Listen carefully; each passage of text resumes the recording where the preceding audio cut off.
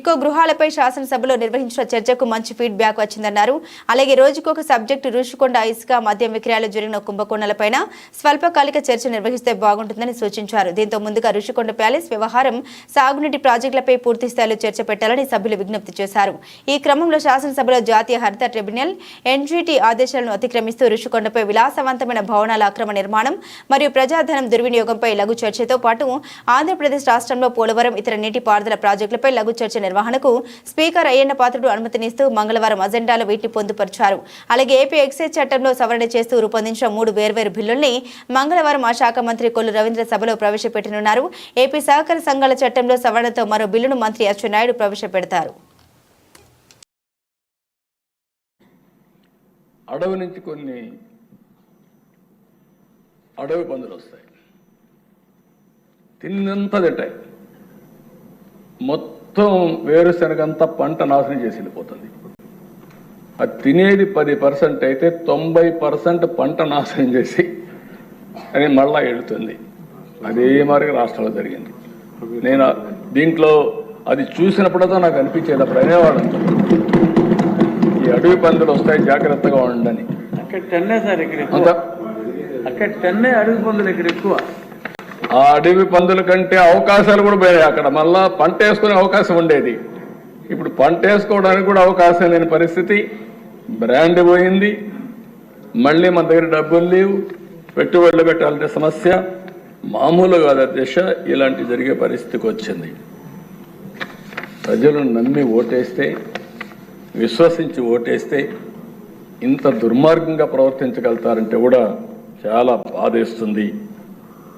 సంపద సృష్టించేదానికి ఉపయోగపడే ఒక్క పని కూడా చేయలేదు. అన్ని రంగాల్లో తిరోగమనంలోకి వెళ్ళిపోయినాయి. సంపద సృష్టించి ఆటోమేటిక్గా వచ్చే ప్రాజెక్టులు కూడా నాశనం చేసే పరిస్థితికి వచ్చారు. పెట్టుబడులు పెడతామని వస్తే తరివేశారు. పెట్టుబడులు పెట్టాలంటే నమ్మకాలు పోయినాయి.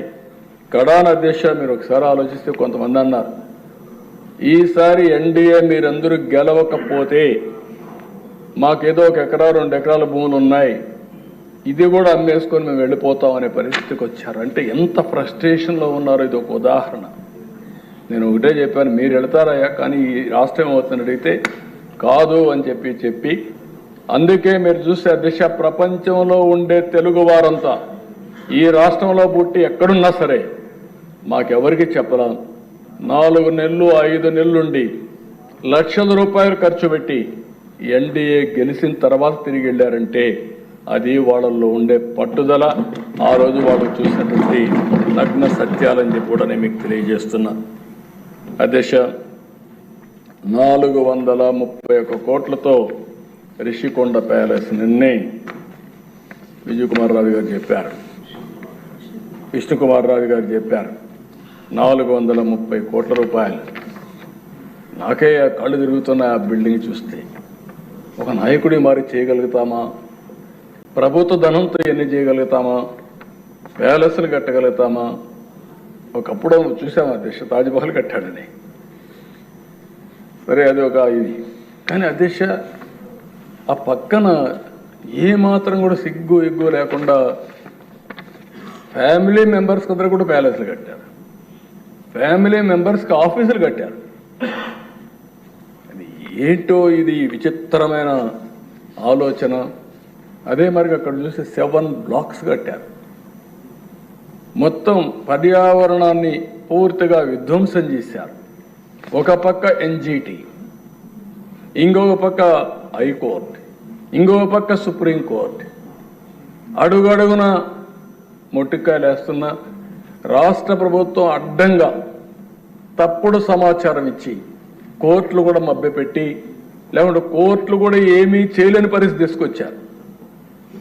కడాన మనం చూస్తే ఆ ప్యాలెస్ కట్టుకున్నారు, కానీ ఆ ప్యాలెస్ దగ్గర కూడా పోయే పరిస్థితి లేకుండా చేసుకునే పరిస్థితికి వచ్చారు. మాట్లాడలేను.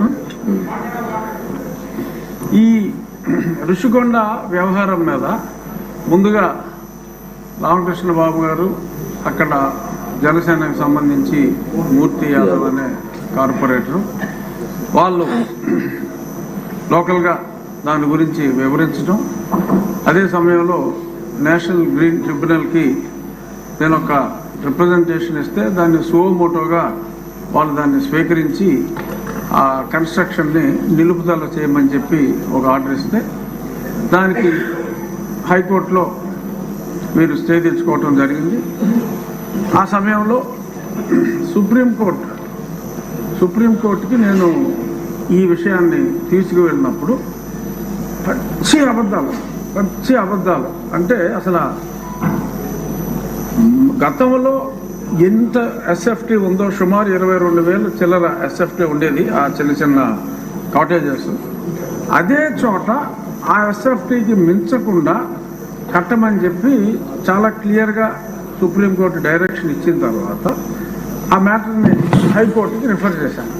ఆ డైరెక్షన్ ఇచ్చిన తర్వాత హైకోర్టుకి అన్ని రాంగ్ ఎఫిడవిట్స్ వాళ్ళు ఫైల్ చేసి తూచా తప్పకుండా సుప్రీంకోర్టు గైడ్లైన్స్ని మేము ఫాలో అవుతున్నాం.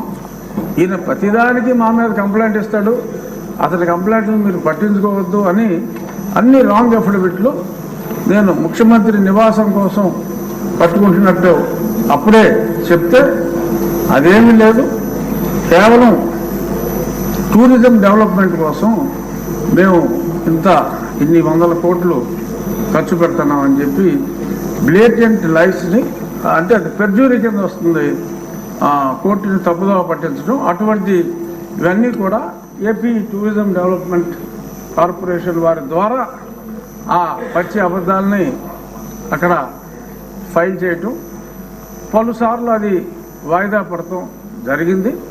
చివరికి అనుకున్నట్టుగా ఆ 22,000 ఎస్ఎఫ్టీ కాకుండా